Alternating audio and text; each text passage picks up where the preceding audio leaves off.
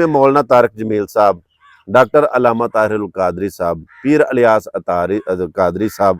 और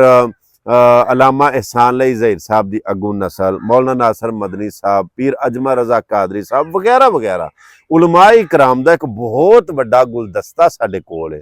कि मतलब जिन्हां दा एक नां है, उन्हां दे भतीजे, भांजे, भाई, बेटे बड़े फखर नाल किसी नूं दस सकदे ने कि साडे बजुर्ग, साडे भाई बड़े मशहूर ने। कोई पुछ भी ले कि वो की करदे ने, वो दस सकदे ने कि उन्हां दी खिदमात ऐ ने, उन्हां दे कम ऐ ने, उन्हां दियां इस्लाही बातां ऐ ने, वो कम ऐ कर रहे हैं, यानी फखर नाल वो दस सकदे ने। दूसरी साइड ते आपोजिट वेखीए ते ऐसियां फखशा औरतां जेड़ियां के सोशल मीडिया के उत्ते, टिकटॉक के उत्ते, स्टेज के उत्ते इन्नियां कर मशहूर ने कि जेकर उन्हां नालों ज्यादा फेमस वो होण। हाँ जी, मैं मिसाल देन लगा, मैं कसम नाल आना कि मैनू कोई अदावत नहीं। फॉर एग्जाम्पल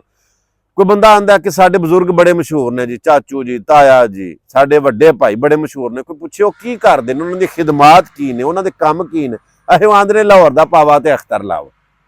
भाई कोई खिदमात दसो, कोई काम दसो, बस है ही करते हैं जी। भाई बात ये वे कोई सियाना बंदा जो वेखेगा सुनेगा वो आखेगा कोई काम तो नहीं, चलो शुगल है झट, मेरा मतलब है रौनक है, लेकिन ये कोई पाएदार बात नहीं हो सकता। पसे परदा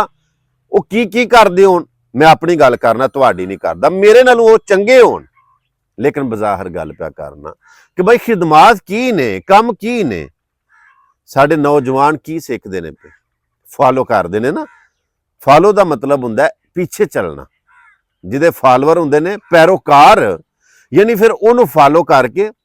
फिर उंज दियां हरकतां करते हैं, उंज दे काम करते हैं कि जिवें ये मशहूर होया असीं भी इंज मशहूर होईए।